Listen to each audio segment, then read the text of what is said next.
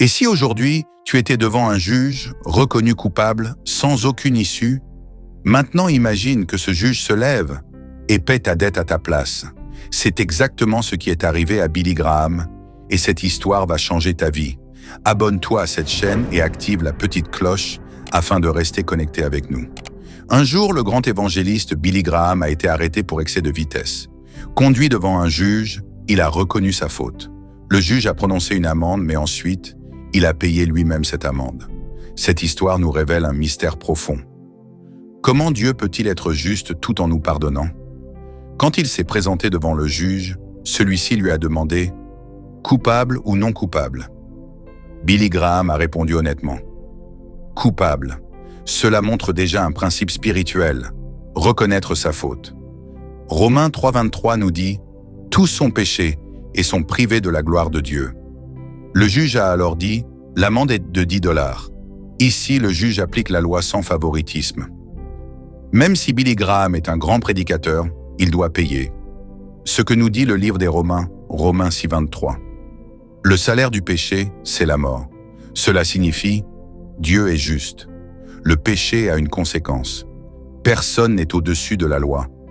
Après avoir prononcé la sentence, le juge aurait fait quelque chose d'inattendu. Il enlève sa robe de juge, il descend du siège, il prend son portefeuille et il paie lui-même l'amende à la place de Billy Graham.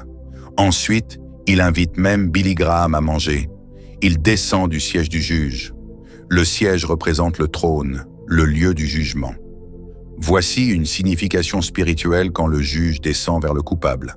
Cela montre que Dieu ne nous sauve pas de loin. Il vient à notre rencontre. Luc 19,10 dit « Le Fils de l'homme est venu chercher et sauver ce qui était perdu ». Romains 5,8 dit « Dieu prouve son amour lorsque nous étions encore pécheurs. Ce n'est pas l'homme qui monte vers Dieu, c'est Dieu qui descend vers l'homme. Il prend son portefeuille. Cela représente un engagement personnel. Le juge ne parle pas seulement. Il agit et il s'implique personnellement. Dieu n'a pas envoyé un ange pour payer. Il est venu lui-même en la personne de Jésus-Christ. 2 Corinthiens 5,19 dit « Dieu était en Christ, réconciliant le monde avec lui-même. Il paie lui-même l'amende. » C'est ici le point culminant. Le juge satisfait la justice tout en sauvant le coupable. Il ne dit pas « l'amende est annulée ». Il dit en acte « l'amende est payée ».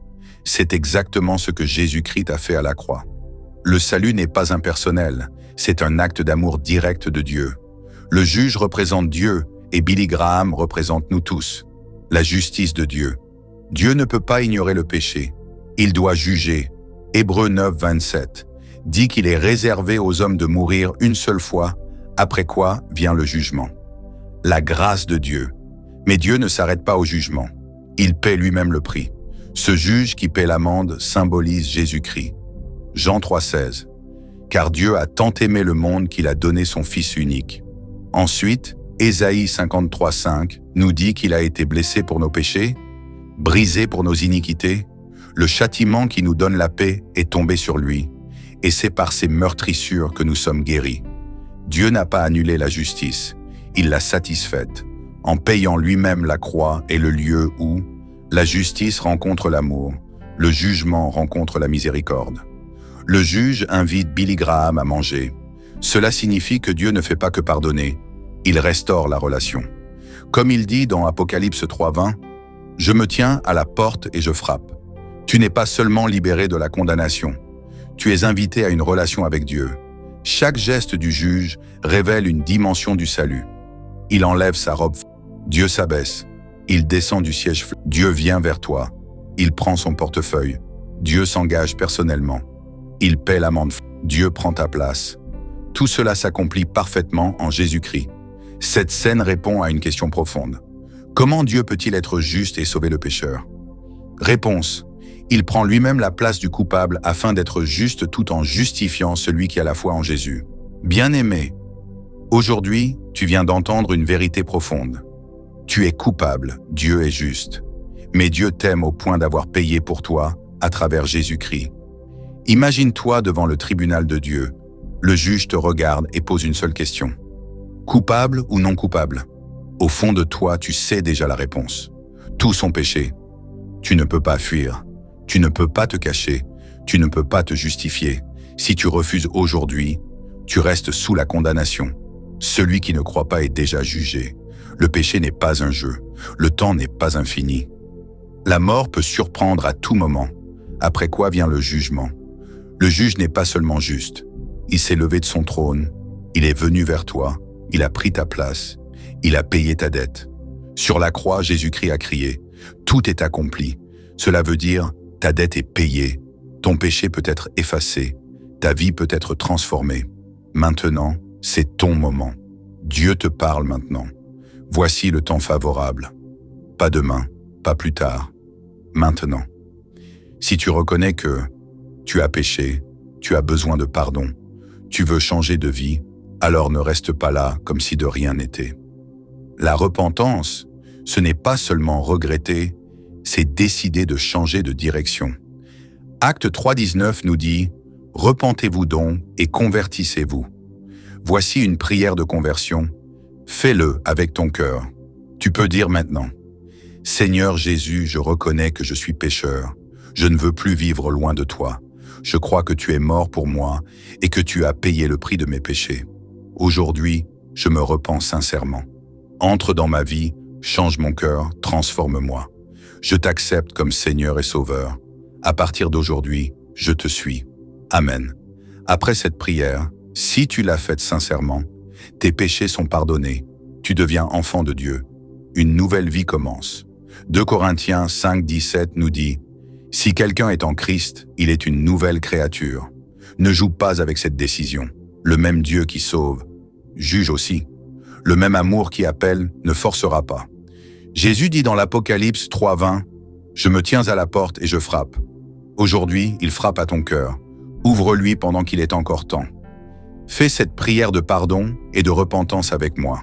Seigneur Dieu Tout-Puissant, je viens devant toi avec humilité.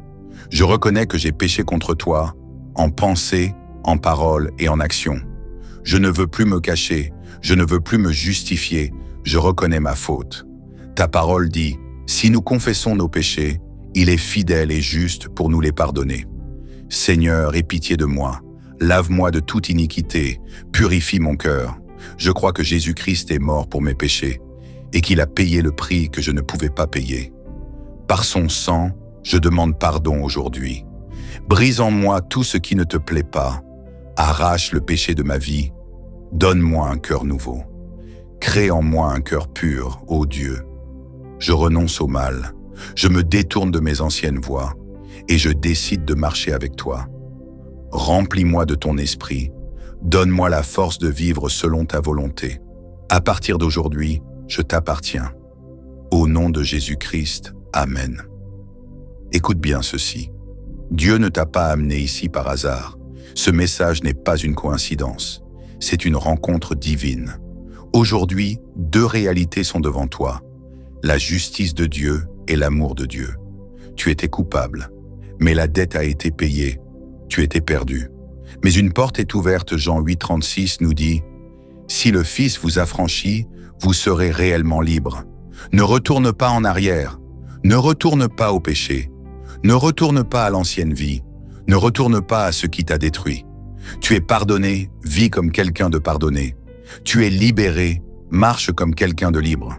Le monde passe, le péché détruit, mais la grâce de Dieu sauvée. Aujourd'hui, tu as fait un choix. Maintenant, garde-le. Matthieu 24,13 nous dit « Celui qui persévérera jusqu'à la fin sera sauvé. Que ta vie devienne maintenant un témoignage. Là où il y avait la honte, que Dieu mette la gloire. Là où il y avait le péché, que Dieu mette la sainteté. Là où il y avait la mort, que Dieu mette la vie. Que la paix de Dieu t'accompagne, que sa grâce te soutienne et que ta vie reflète désormais Jésus-Christ. Restez bénis.